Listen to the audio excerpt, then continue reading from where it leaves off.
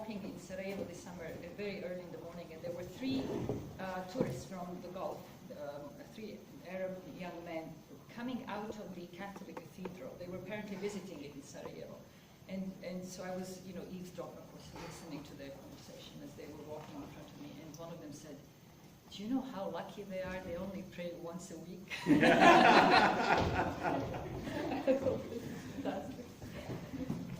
Anyway, so lots, of course, to talk about, lots to hopefully raise as a conversation.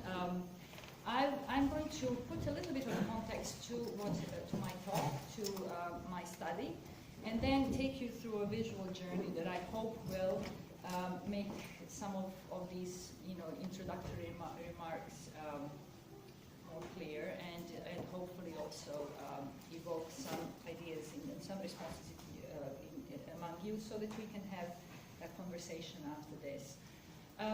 This paper is really based on what I've done in my latest book, which is Carved in Stone, Etched in Memory, but it also something that I continue to do because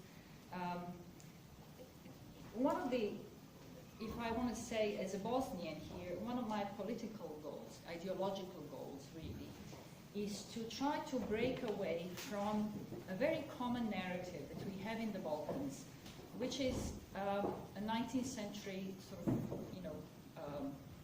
I would say, problem of national historiographies.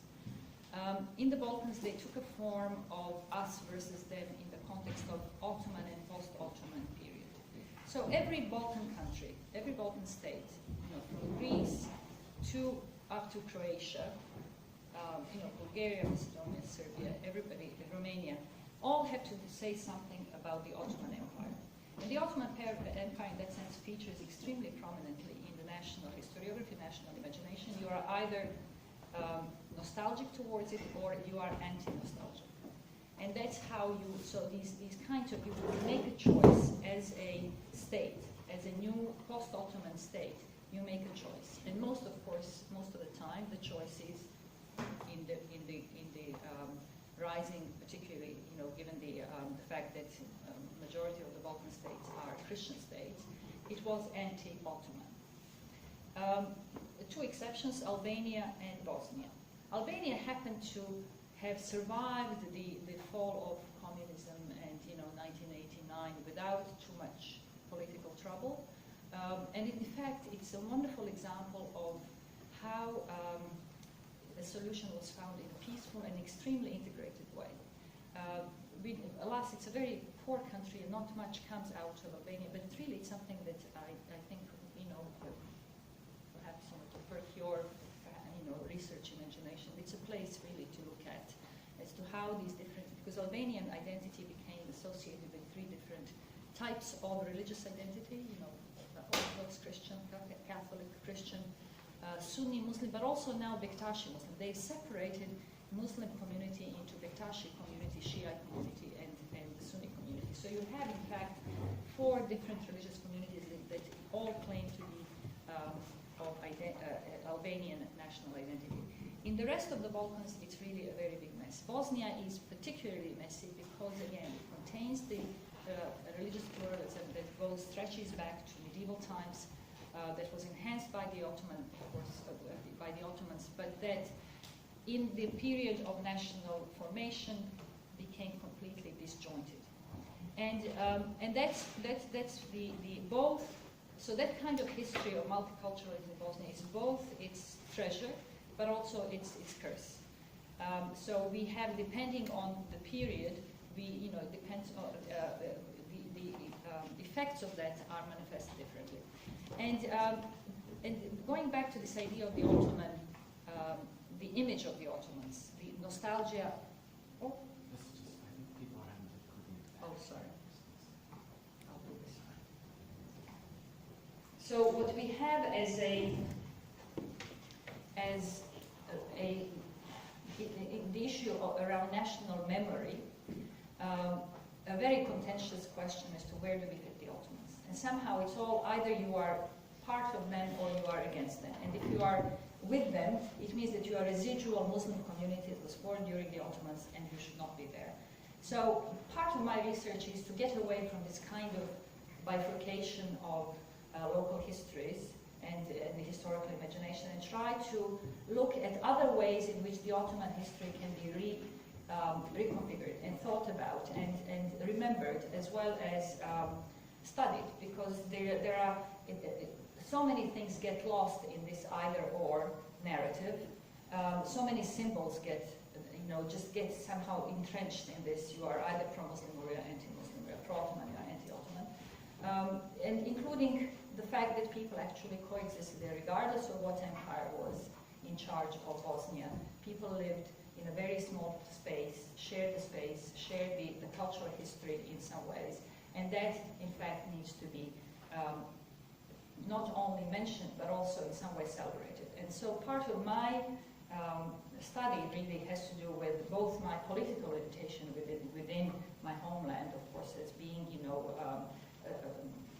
somehow being interested in recovering that kind of Bosnia that is inclusive Bosnia, as well as academically to really focus on those aspects of history, of Ottoman history in Bosnia, that in fact can speak to a different kind of history than the one that national mythologies record, inscribe, and remember. So,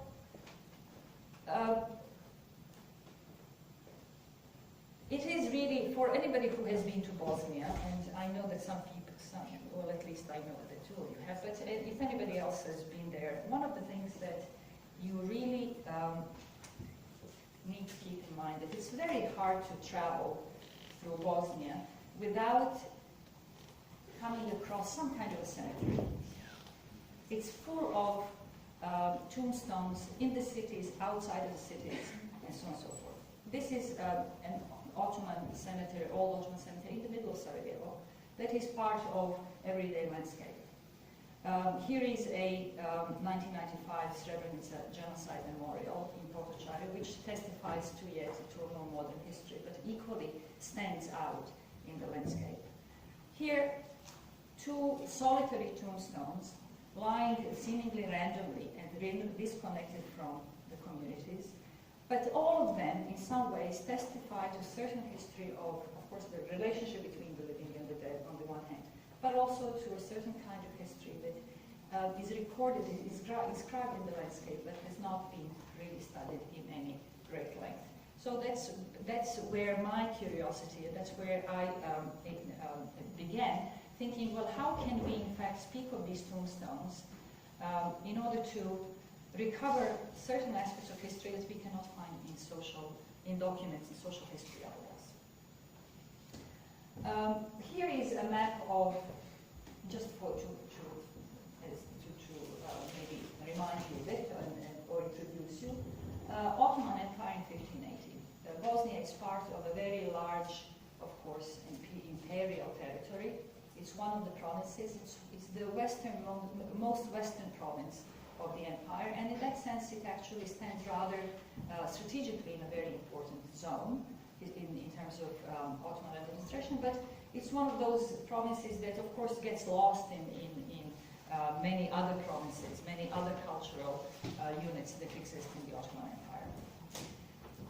One question for me, of course, that has to do with methodologically. I'm going to perhaps bore you a little bit with some of the more kind of academic questions that I have that are contextual, but you might actually find some use in them as well as you look at your own material, particularly if you are dealing with cultural histories of any particular specific place.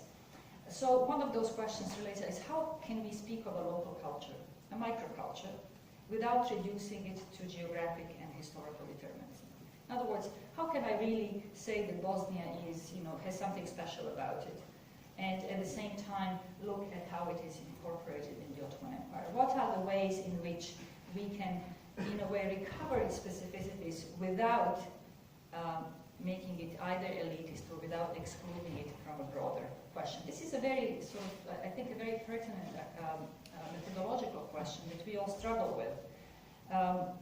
It's an ongoing, if you wish, epistemological, in many ways a political challenge in our global age, as much as it is a challenge for pre-modern societies, especially imperial ones.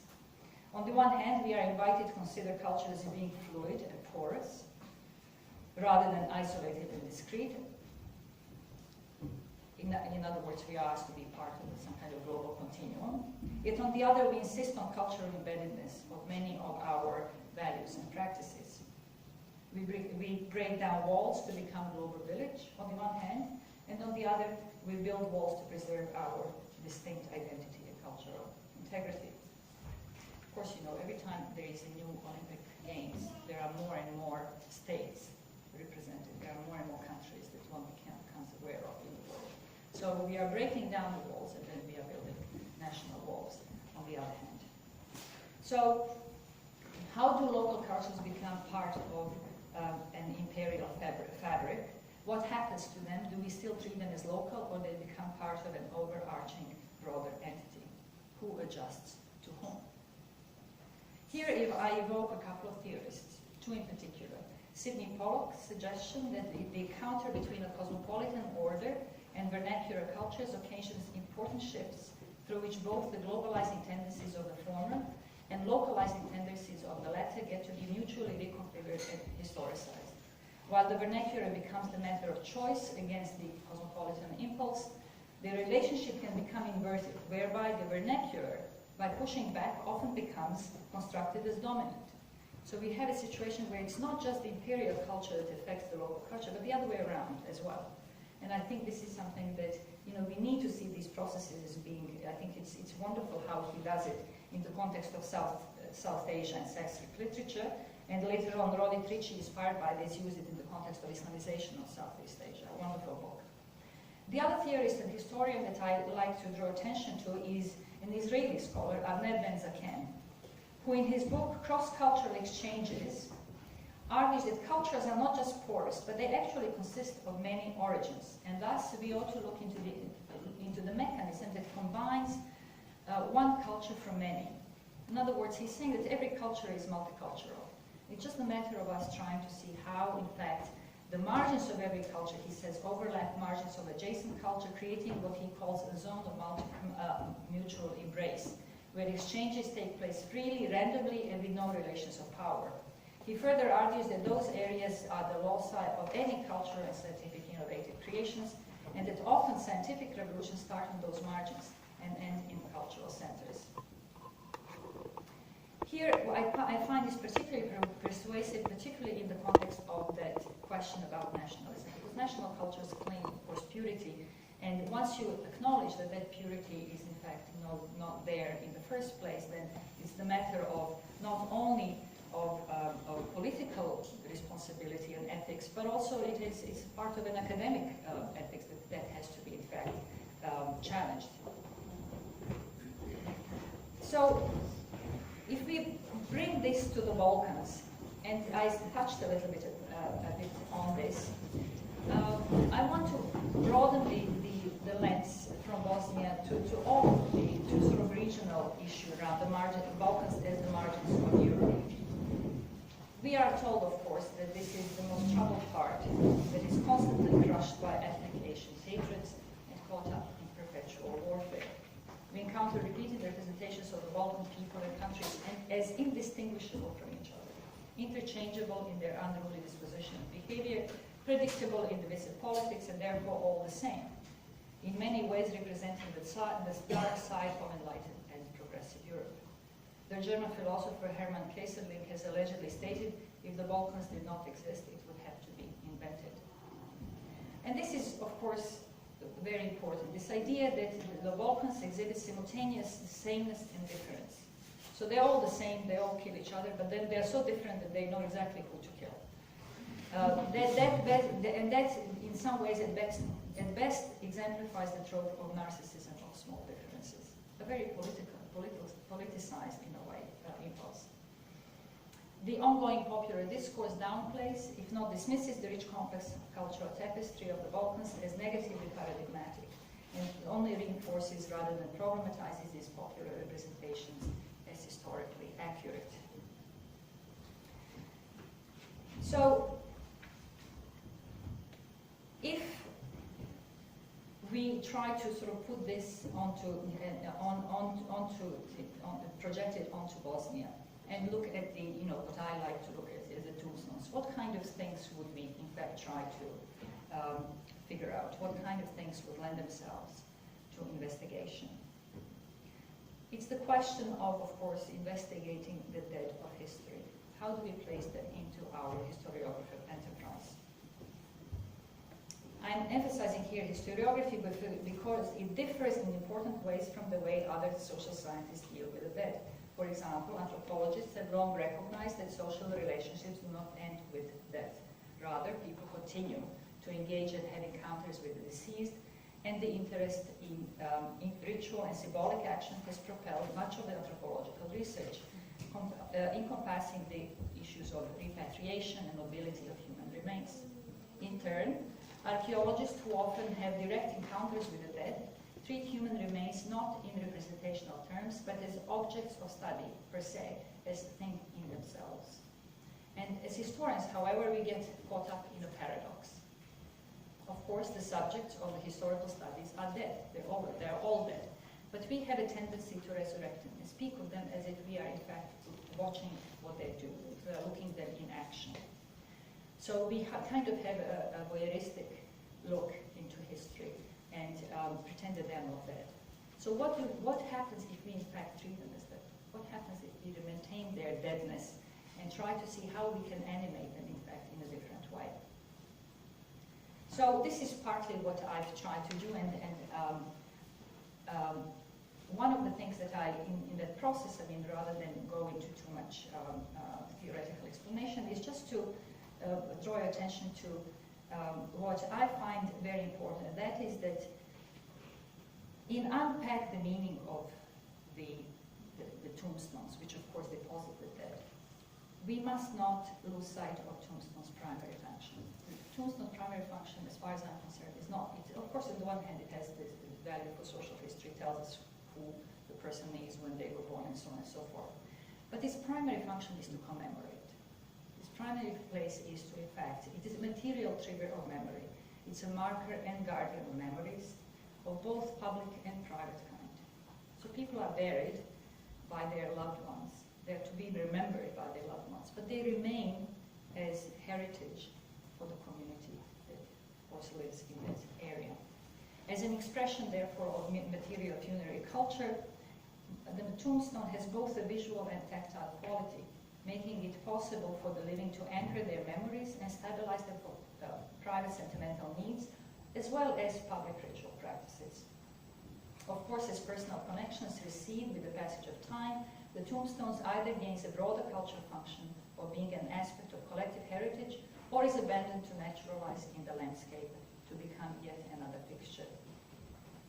Our readings of tombstones, as we inherit them from earlier historical epochs, require us to take this modification into account, as we are reminded to consider their meaning in accordance with the original commemorative function on the one hand, but also on what it is that we, in modern times, look at when we see the tombstone. As Michel Rogan puts it, necropolis is the reverse side of metropolis. It's a space that transforms personal mourning and loss into a public event, reflecting thus communal memories as much as individual ones. In light of these series of observations, I'd like us, as we look at these slides and that I try to explain, I'd like to keep in mind a few broader questions. One is, what do early Ottoman cemeteries, and I focus here on early Ottoman cemeteries, so between 15th and the 17th centuries are the ones that I will focus on. What do the Ottoman cemeteries tell us about the people who were buried there as Muslim? First and foremost. In other words, what does it tell us about the spread of Islam in the region? What changes do we see in eschatological sensibilities and commemorative practices? In other words, how are people remembered as Muslim on the one hand, and how are they remembered as Muslim in a society in which is not predominantly Muslim?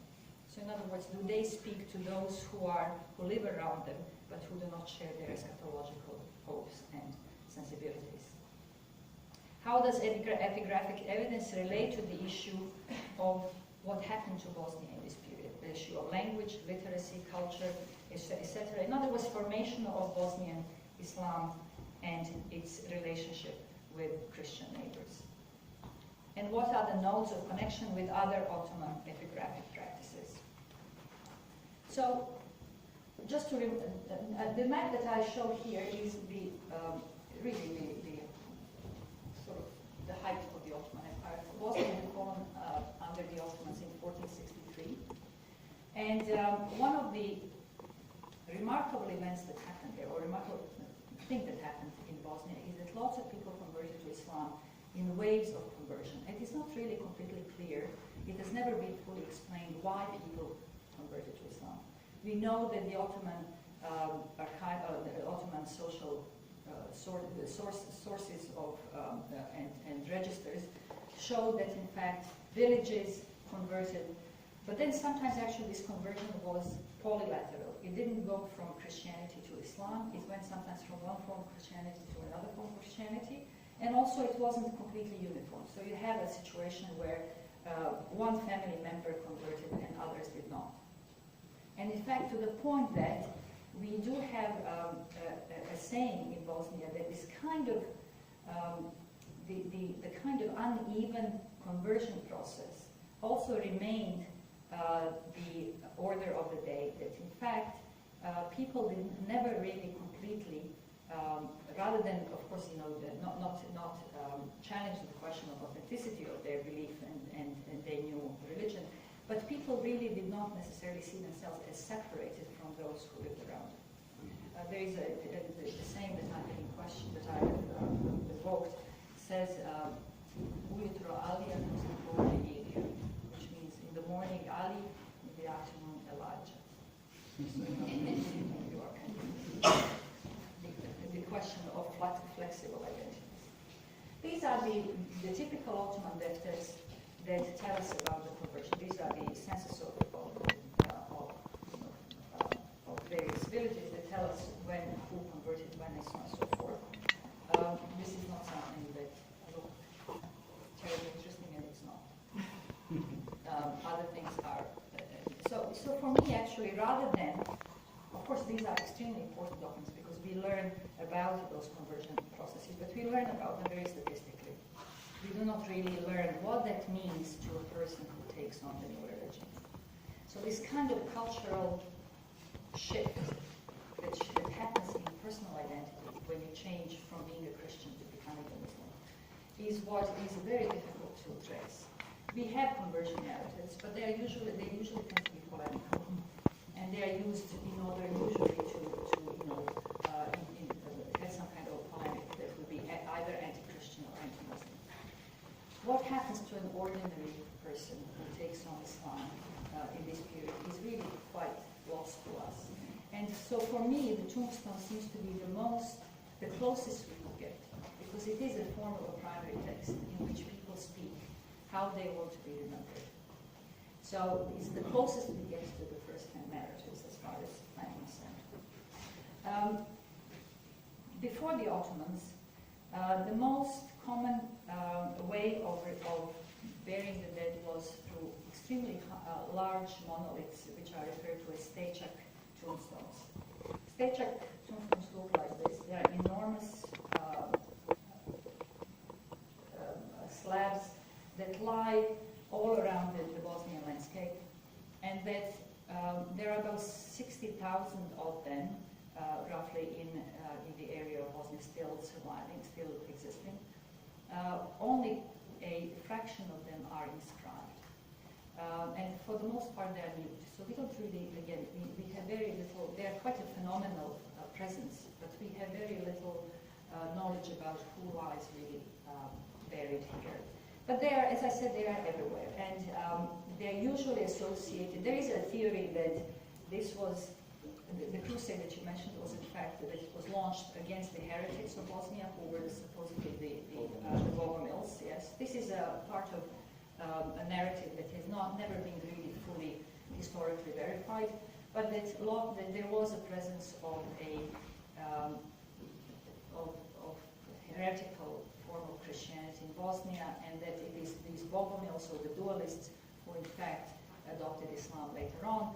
But that is there are lots of different historical explanations. But it is quite likely that, of course, this belonged to, there was something called Bosnian Church, which was not connected to either Eastern Orthodoxy or Catholicism, and that these were part of that heritage, except that we also know that both the Orthodox and the Catholics also buried their dead in this way. So this is a common way of burying the dead in pre-Ottoman times.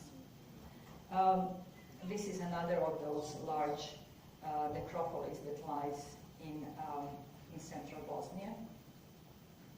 And then, starting in the 15th century, we have a gradual introduction of Ottoman styles.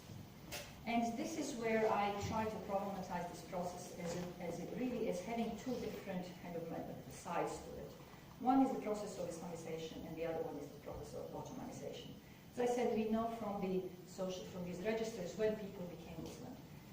But that does not necessarily translate into them having an Islamic way of burial right away. And in fact, what my research has in some way shown is that the process of Islamization, as far as burial practice is concerned, took a very long time. So I'll focus on this early period and tell you what I mean by that. We have a change in funerary styles. We have from those long slabs that are these lying stones that are sitting, that are slabs, that are laid down. We have the adoption of Ottoman styles, which is a upright turban, upright stone with a turban. So we have them here, as you can see, different styles of these. I think you might still be able to press it, but no, there you go. Yeah. So now, if you can, some of them have the turban. Others are more, they don't have an exact shape really, but what we have is a gradual, this is a Muslim cemetery, we know, because it is in the precinct of the mosque. And because, of course, these have turbans here, we assume that these are Muslim tombstones. There is nothing that on them that speaks to their Islamicness other than this particular shape. However, we have a similar situation happening in Catholic and Orthodox tombstones. So this is a Catholic gravestone from even from a later period. That, of course, it has a cross here, but not all of them have a cross. So we have, in fact, a very similar style. They too went from being laid slabs to being upright. And we have gradually the formation of the so-called anthropomorphic cross, which is typical of this period, which you also find in southern France and in Ireland. The crosses that have very big head. It's a solar. It's a solar sign, and in Bosnia they are actually still preserved, and we see them actually scattered among all various Catholic tombstones. In the Orthodox gravestones, we have a similar thing. So here, of course, they are much more clear. These are later, but the earlier ones are equally unidentifiable necessarily as Orthodox. They just look different from what they had in the historical, in the early history. Now, one thing that I would like you to notice here is that in this is still an active, in fact, Orthodox tombstone. Here in the back, there is a tombstone with a turban. It's a Muslim tombstone. So there is a certain spatial congruity between the Orthodox tombstone and the Muslim one. And this is something that I would like you to now move on to show you, to talk about. It's kind of spatial intimacy. What I found is this: in the early period, early Ottoman period, there was no taboo about mixing the dead. So in other words, we do have, particularly in the early Ottoman times, we have the formations of new tombstones, new cemeteries that are very much done in spatial proximity to each other. So people buried in the same space. This is actually, if we go back to what Michel Rogan says about necropolis being the other side of metropolis, in fact, this reflects relations that existed in the community. People would not have buried people close to each other unless they had a certain already existing attitude that they should be remembered together. So here, spatial intimacy, in fact, is a reflection of their living together, not just being buried together. And then through death, in fact, they are remembered by all members of the community. Here, this is in Mount Bjelašnica, close to Sarajevo, Ottoman Muslim tombstone, lying right at the edges of the medieval stage of necropolis, right here, and then up there an Orthodox cemetery. So most of the early Ottoman tombstones, Muslim and non-Muslim, were in fact were built close to the stage of cemetery. This is spatial continuity, but at the same time funerary discontinuity because they're adopting new styles. So this is a still active Orthodox graveyard. This is an abandoned old Muslim tombstone, which has certain symbolism that I will later address. But again, there is a completely physical proximity to them that is otherwise, very hard to find in later periods. What has happened very often is that you will find roads built between them, cutting through them, and these are new roads. These are sort of, period modernization where people are already, defined as Muslim, Christian, or whatever, and the roads are built between, or gates are erected. And a Catholic and Muslim cemetery side by side. You see here a stage of tombstone in the Catholic cemetery, and then down there, a Muslim cemetery, there is a fence that has been, the road was not cut, but a fence has been put to separate the two. You have a similar thing with the Jewish cemetery in Sarajevo, where you have the old, so here is, of course, another kind of continuity that is interesting. You have a statue here, slab, that has been recycled, that has been taken to mark the grave of a Jewish person who is buried there. Now here is a really wonderful example of this spatial intimacy that I'm trying to point to. This is a little village in central Bosnia called Žunovi. The size of this cemetery is basically like half of a soccer field. Half a soccer field. So it's a really small space. And within it you find absolutely every tombstone that there is. And it is still an active Orthodox cemetery because this is predominantly an Orthodox village now. But you have here the statues, you have the Muslim tombstone, there is one with a turban, you have the active, this is a new, as you can see, a new Orthodox. So in other words, in an extremely tight space where you cannot even turn around in certain places, you have people buried side by side. In addition to being buried side by side, they are also remembered through similar iconography. So in other words, rather than lots of writing that will separate the community people, of course we are talking about high level of details on Muslim tombstones, quite rare to find elsewhere. This is, you see the face of this woman with a braid, sort of typical Slavic woman style, big braid over her head. Here, a man, dressed in some kind of local attire, and a sword here. Behind there of this one, this is the same tombstone. There is an image of a snake. Here on the big turban, the image of a lamb, of an animal. And there again, they're quite common. So so some of these we will know that they are Muslim because of this particular turban, but in others where we don't really know, there will be shared iconography. We don't really, again, we have no way of knowing who is buried. And then we have this particular phenomena in which we have the cross and the crescent on the same tombstone. Now, crescent, of course, becomes the official symbol of the Ottoman state later on. This is too early for that period. Nevertheless, the crescent by then had already been associated with Islamic empires. So it's not a symbol that is, in that sense, new to the region, on the one hand, but it's also not necessarily a symbol that has been fixed only to the Ottoman state. There had been the crescent used elsewhere.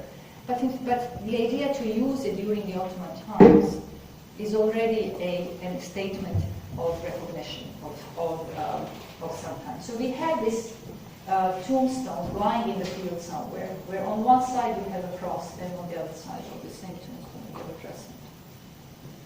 Here in a Muslim cemetery, active Muslim cemetery in a village of Kalamenici, we have a tombstone with, again, which has a crescent and a bird and a cross.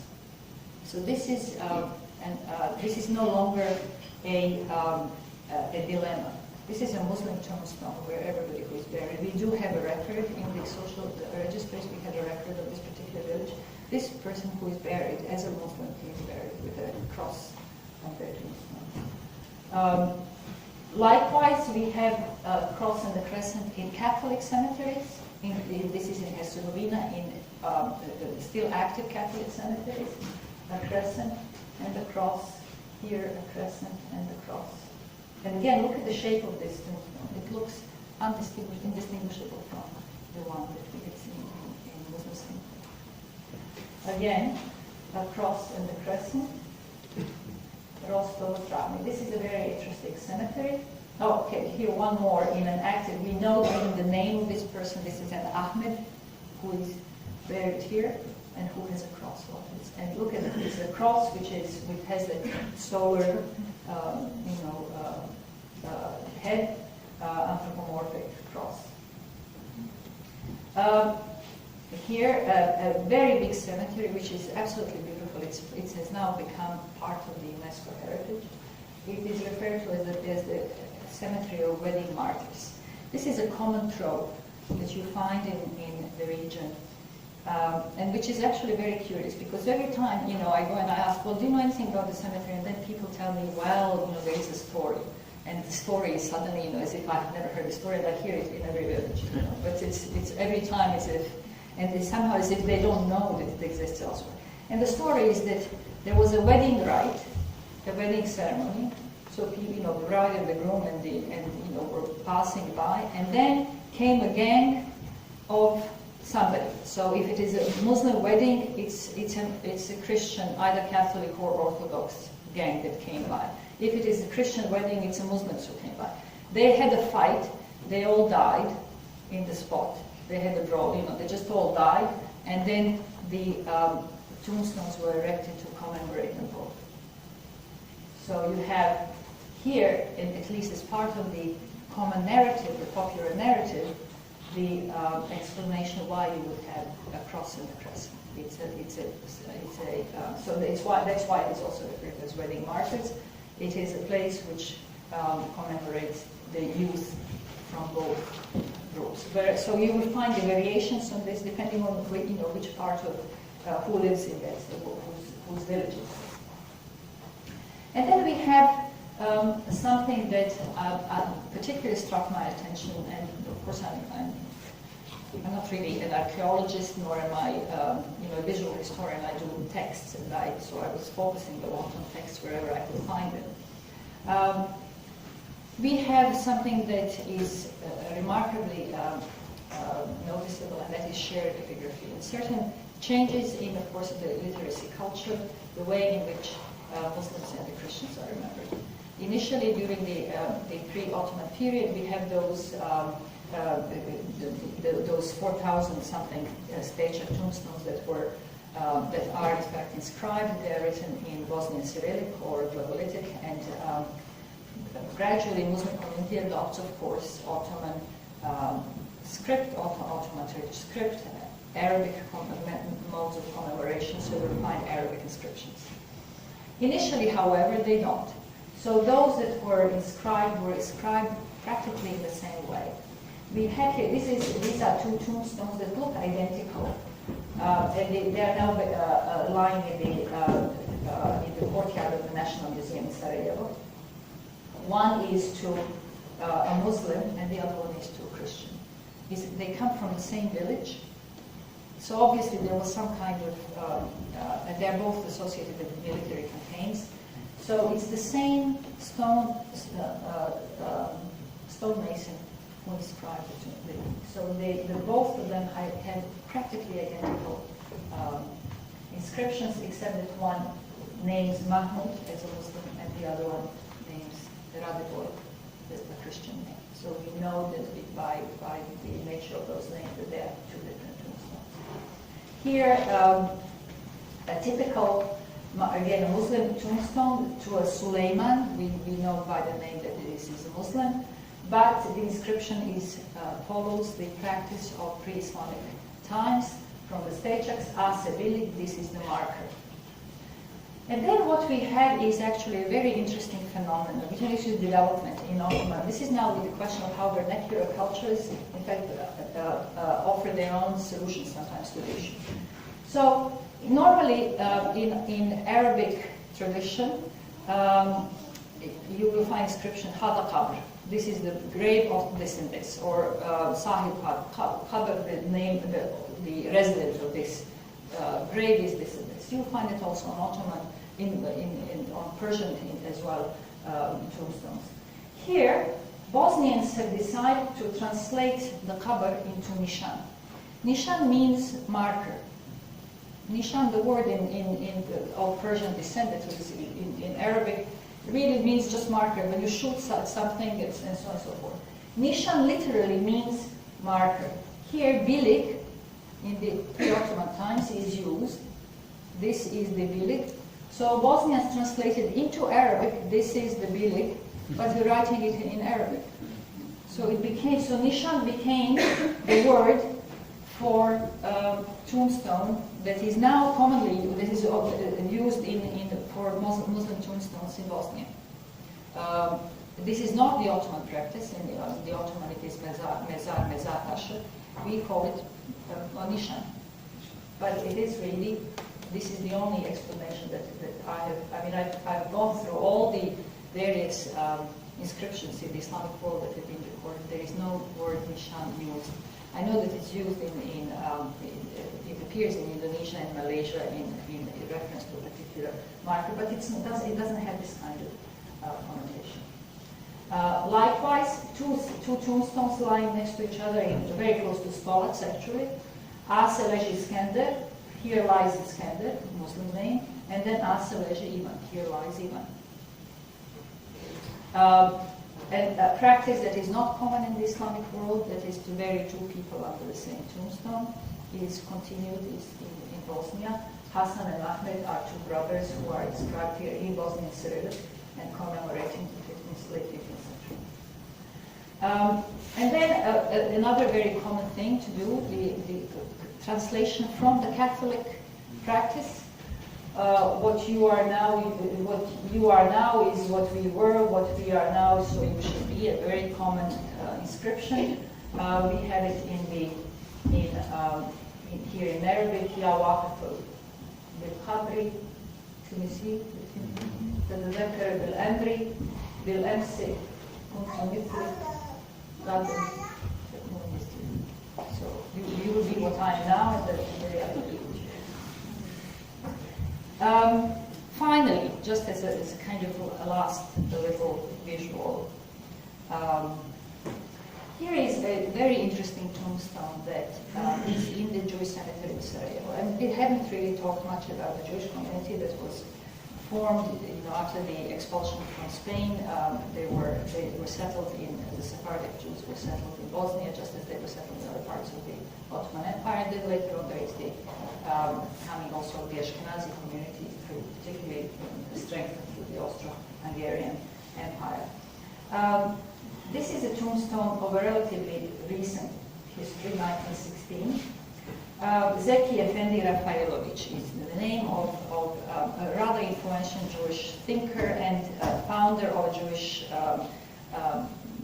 newspaper as well as a cultural community and so on and so forth. A very influential person in the city who has been, in a way, commemorated by everybody as this great Sarajevo. We have a situation where on his grave, this is in Sarajevo, we have three inscriptions, one in Hebrew, one in Bosnian, and one in Ottoman Turkish. So this is supposedly the only, in fact, Jewish grave that has been inscribed with Arabic script that supposedly exists in the world. This is a claim that Al Jazeera has made. Certainly, probably is true. But what is actually particularly interesting is that the three inscriptions say completely different things. So they are not inscriptions that are translations of each other, but rather they are inscriptions that are intended for different kind of audience. So everybody who comes there who can relate to a script, to a language, will remember him in their own way. In other words, there is no attempt to assimilate an inscription or assimilate a person or equalize the inscriptions, but rather recognize the difference in commemoration, a difference in the way in which this person is remembered by different members of the community. So this, I would say, is really one of those, yet another interesting development of how, in fact, even in early modern history, that kind of intimacy that existed within the Ottoman Empire and even now in Bosnia, in fact, testifies to the fact that people do not necessarily have to see themselves as being one and the same, but rather it is the difference. And this is what the argument of Aaron Rodriguez, that in fact it is the difference rather than sameness that identifies a community in the best way, so that in fact this is the way in which that can be preserved, where a difference is recognized rather than either ignored or, for that matter, equalized. So I'll stop here and perhaps allow you to reflect a little bit on this or ask me questions, and